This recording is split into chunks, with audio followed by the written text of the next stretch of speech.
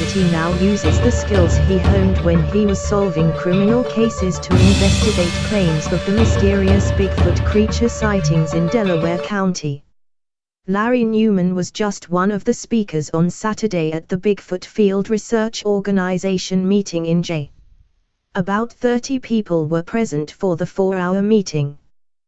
There have been several reports of Bigfoot sightings all over the county, including in Grove and by the Pensacola Dam, he said. He claimed that Bigfoot inhabits areas where there is good food, clean water and good terrain. "We have people that make up stuff," Newman said of reported Bigfoot sightings. "But we know the difference." He said there have been a couple of sightings in southern Delaware County within the last 2 weeks. "The problem," he said, "is that when members of the Bigfoot researchers group interview witnesses, they are often told that 25 other people have seen the same thing but are embarrassed to talk about it." Newman, a retired deputy sheriff/detective from Jasper County, Missouri, is a certified crime scene investigator who is trained in interrogation and interviewing techniques. Those skills, listening, documenting, investigating, prove or disprove a person's claim of spotting Bigfoot, he said. "We follow up on the evidence," Newman said. "Some of the evidence that is tested is hair samples," he said. "The DNA analysis comes back unknown, no known animal," Newman said. "Other evidence is footprints," he said. One sighting was near Bull Holler in the Quogue area, and another was east of Jay near Kylecord. Newman said the witnesses described the Bigfoot sightings near Kylecord as 2 roughly 4-foot-tall creatures walking on 2 legs. Ron Bowles, another speaker, said the creature near Quogue was 6 feet tall and ran across the road in front of witnesses. Bowles shared with the audience how he became involved and showed several YouTube videos of his nighttime adventures. "You will never hear me say it was 100% Bigfoot, but you will hear me say it is interesting," Bowles said, referring to the evidence. "Bigfoot is often described as an undiscovered primate," he said. One question the men said they had never encountered before Saturday's meeting dealt with interaction between domestic animals and Bigfoot. "No one wants to report a sighting," Bowles said, "because no one wants to be the village idiot." But he told the crowd, "Don't let anybody sway or embarrass you." One of the highlights of the meeting was a telephone call from Matt Moneymaker, the Bigfoot Field Research Organization founder who appears on the reality television show Finding Bigfoot. Moneymaker spoke to the crowd via speakerphone about some of the sightings. "Don't try and kill them, but film them," he said. Moneymaker said the creatures like to use sounds to intimidate and typically run in groups of 3. They adapt and specialize in sneaking around in the dark and grabbing deer. Carolina is claiming they have evidence that Bigfoot exists. The group North Carolina Bigfoot has posted photos they claim to be evidence of Bigfoot, including footprints and bent branches, over the years. North Carolina Bigfoot claims evidence of Bigfoot sightings have been found in Pedder County, the Ahwari Forest, and Lake Hickory. The fascination with Bigfoot is also spreading to North Carolina classrooms. Instructor Jim Kariski offers the class North Carolina Bigfoot at Maylad Community College. He began teaching the class 4 years ago. Kariski said he became involved with Bigfoot Research Field Organization 10 years ago and now serves as investigator for the organization. According to Kariski, the class covers Bigfoot history in North Carolina and Bigfoot research and investigations. He said the television show Finding Bigfoot has brought more attention to the topic. Kariski said he had a sighting of Bigfoot approximately 4 years ago near the North Carolina/South Carolina border. He is hoping to offer similar classes in the Asheville area and encourages people to keep an open mind about Bigfoot sightings. "Keep an open mind," there are more sightings in our area than what most people are aware of. That time you and your friends saw the Jersey Devil in the Pinelands. It was probably Bigfoot. The theme for the annual Lines on the Pines festival was the Jersey Devil, so it was a surprise to see Mike Familat's Bigfoot booth. I think a lot of Jersey Devil sightings are really Bigfoot, he said. Say again. I'm serious.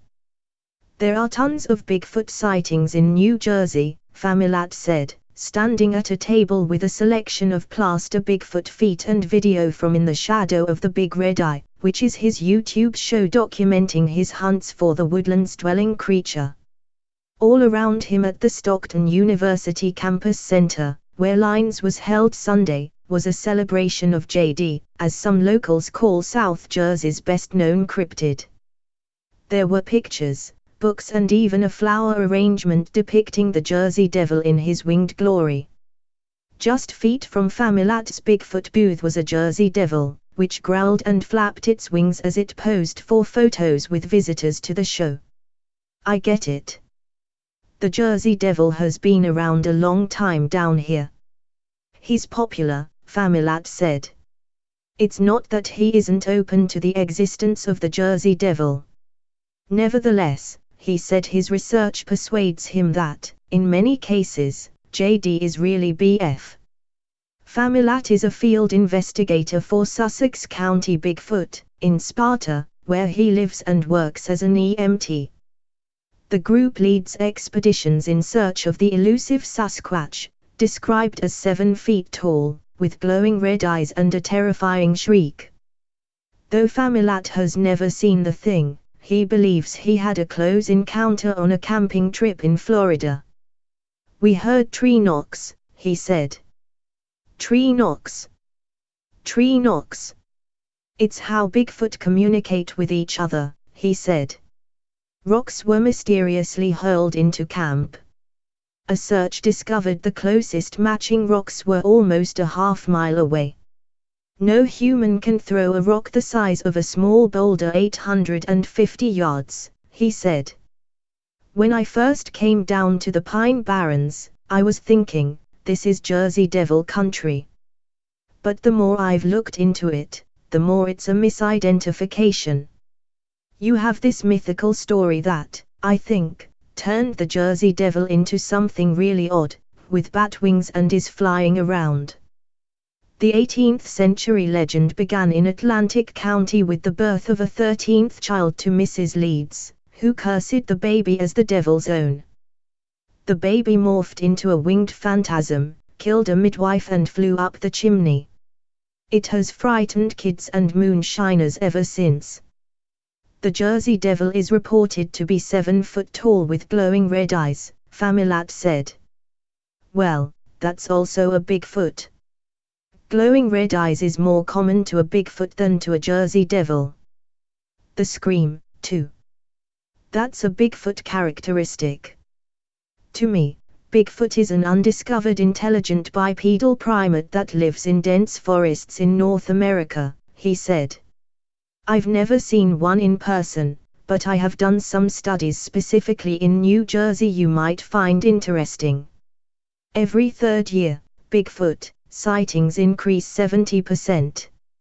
Now these sightings run in a counterclockwise motion around the state, as I said, every third year.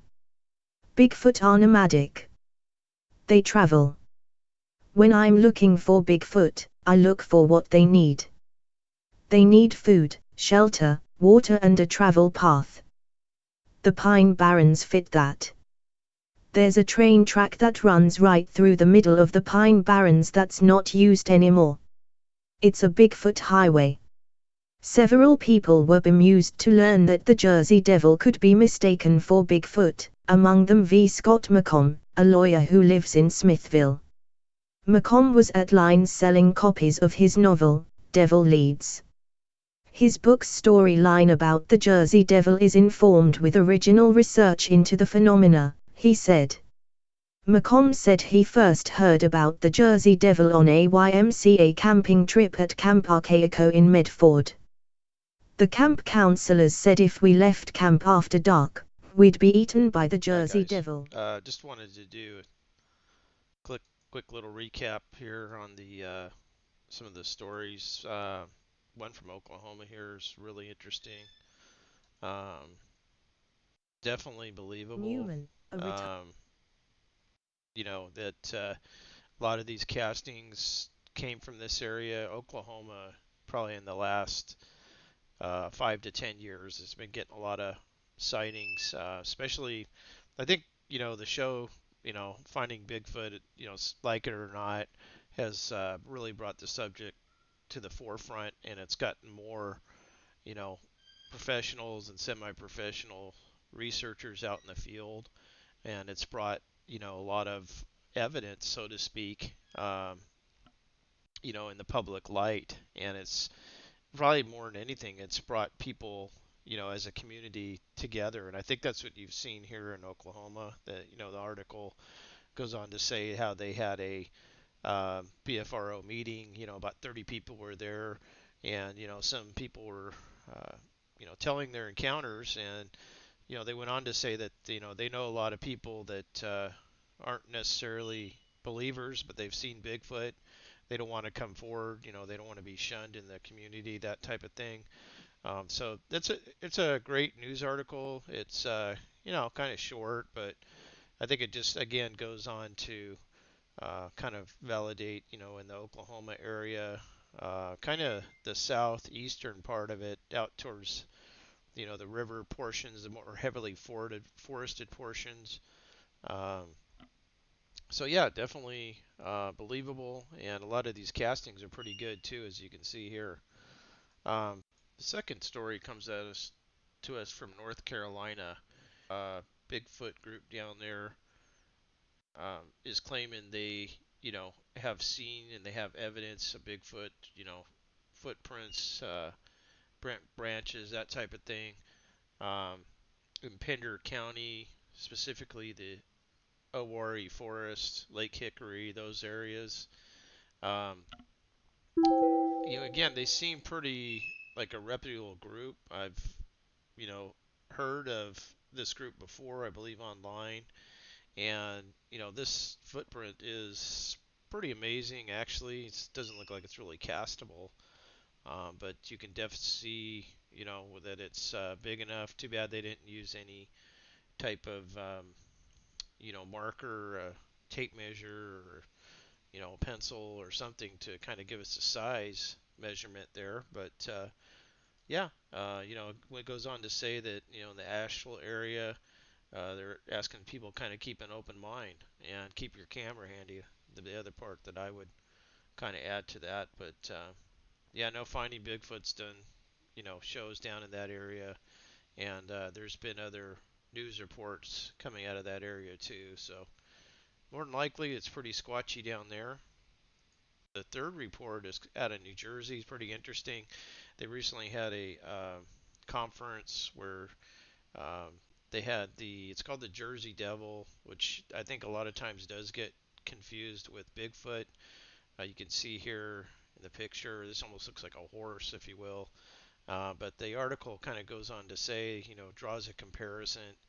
And, at this convention they were, Bigfoot people there that were uh, kind of citing that, a lot of times probably what people think is the Jersey Devil is actually a Squatch. But the area is known. Does have sighting reports. I believe there's some pretty good video that has come out of that area. We'll try and maybe dig that up on maybe one of our recap videos. But once again, yeah, pretty interesting events kind of taking place, more surrounding the community and kind of events that people are coming forward with, or stories, I guess you could say. But we'll try and do the news once a week. Try and keep released if there's hopefully some current events to talk about at a minimum, kind of mixed in with our stories. Look for that live event to come about soon. If you